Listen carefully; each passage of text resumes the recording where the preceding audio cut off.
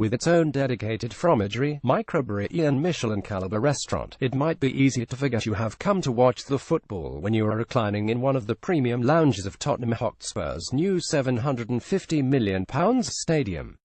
The 61,000-seat behemoth will feature the longest bar in the country, heated seats with built-in USB ports, a glass-walled tunnel so you can see the players before the game, and even a skywalk allowing fans to clamber over the roof of the arena.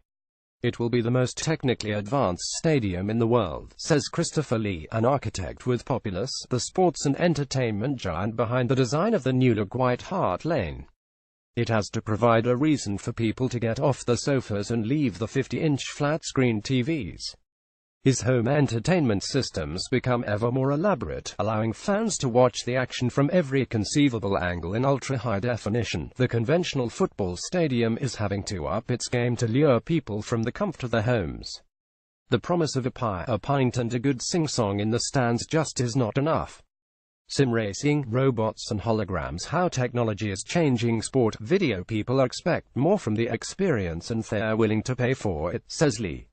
While premium seat tickets to Tottenham's gargantuan silver spaceship will start at £89, membership of its exclusive H Club, which comes with provision for guests to store the personal vintage wines, cognacs and liquors in a purpose-built, temperature-controlled on-site reserve, will cost £30,000 for two.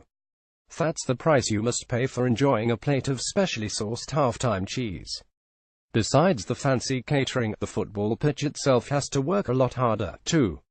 This is the first field of its kind designed to split into three parts and slide seamlessly under the seating stands, revealing an AstroTurf field beneath for American football, positioned at a lower level to ensure perfect sightlines for both modes of play. Acoustic consultants were brought on board in order to guarantee maximum amplification of crowd noise, ensuring a wall of sound will resonate from the 17,000-seat South Stand, conceived as a single tier to rival the copper tan field of the yellow wall at Borussia Dortmund's Westfalenstadion. So, having reached the apogee of transformable robotic pitches, exclusive fine dining suites and perfectly tuned seating, what next for the future of stadiums? Lee, who has worked on major sports venues around the world, says technology is having a huge impact on how these buildings are being imagined. 20 years ago we put screens into stadiums, he says. But now we all carry a supercomputer in our pockets, so there are opportunities for layering the viewing experience, from seeing different camera angles in your seat, to tracking the heart rate, speed and impact of players wearing smart clothing on the pitch. He says the next big frontier is holographic representation, describing a world where players might be beamed onto the field from thousands of miles away. In the not-too-distant future you can imagine Real Madrid supporters in Sao Paulo watching the game in the stadium at the same time as the fans in Spain, he says. It's all about coming together for the collective experience. Tottenham Hotspur's pitch will be designed to split into three parts to reveal an AstroTurf field underneath for NFL games. Photograph Populous. It may sound far-fetched, but the technology is already here. In its bid for the 2022 World Cup, Japan promised to record games in 360 degrees. With 200 HD cameras and broadcast them around the world live in 3D, allowing players to appear in hundreds of stadiums simultaneously as holographic projections.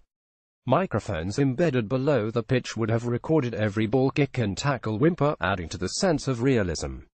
While Japan's sci-fi dream lost out to the rippling vaginal vision of Qatar's stadium plans, it is American football in the US that is now leading the way in developing next-generation venues.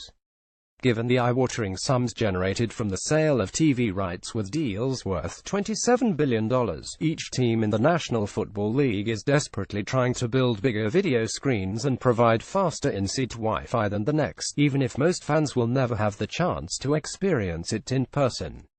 The new $1.6 billion Atlanta Falcons Stadium, currently under construction and due to open later this year, will feature the world's first 360-degree video wall, running for 335 meters around the bowl, as well as a vast rotating Oculus roof, inspired by the wings of a falcon, made of 8 500-ton moving pieces. At one point it was even going to include vibrating seats. NFL has become an arms race, says the architect John Rhodes of Hock, the firm behind the Atlanta project. It used to be about sheer size, but now everyone's focused on the convergence of the physical and digital experience, increasing connectivity in the stadium to bring fans closer to the players. He says that parametric modeling techniques are having an effect on the geometry of the seating bowl, too, the layout generated by a whole host of interconnected parameters, from acoustics to distance from the bar and proximity to the bench. He sees a future where the seating bowl might be fragmented into smaller groups of 50,100 people, creating group suites to intensify the physical and social interaction between fans, while drones will become a ubiquitous feature, for more than providing an elaborate backdrop to a Lady Gaga performance at halftime. I don't imagine drones will be delivering beers to your seat, as some people think, he says, but I can definitely see linear bars served by drones running around the outside of concourse. It could have a revolutionary impact on how we think of concessions and eliminate queuing. Others are less enamored with the high-tech dream. Jacques Herzog of Herzog de Meuron, the Pritzker Prize-winning Swiss architects behind several renowned stadiums, for the inflatable bubble of the Allianz Arena in Munich to the steel tangle of Beijing Bird's Nest, to the colossal brick cathedral of Chelsea's forthcoming new stadium, thinks it might all be a distraction. Everything is becoming too artificial, he says. It's like when I watch my son playing FIFA on his console. If you have artificial lawns and roofs to keep out the rain and snow, you lose the physical authenticity of the moment and make it more of a virtual thing. A computer-generated image of Chelsea's stadium plans. Photograph Hussein Nasrul Herzog and Amupa. He says his focus is always on capturing the local specificity of the place, designing a venue that somehow responds to the fan culture of the team in question, whether that's a glowing lantern for Munich, a sharp white temple for Bordeaux, or an archaic masonry complex of vaults and buttresses for Stamford Bridge. For every project, his practice reinvents the model. How football is adapting to the demands of the digital world. Video. Our Bordeaux Stadium is very refined to fit with the city's elegant urban plan, but in London this would be absurd, he says. Equally, if we took our Stamford Bridge project to Munich, it would look like Lord of the Rings. He describes his forthcoming Chelsea Stadium as almost Roman in its raw heft, the polar opposite to Tottenham's shiny UFO.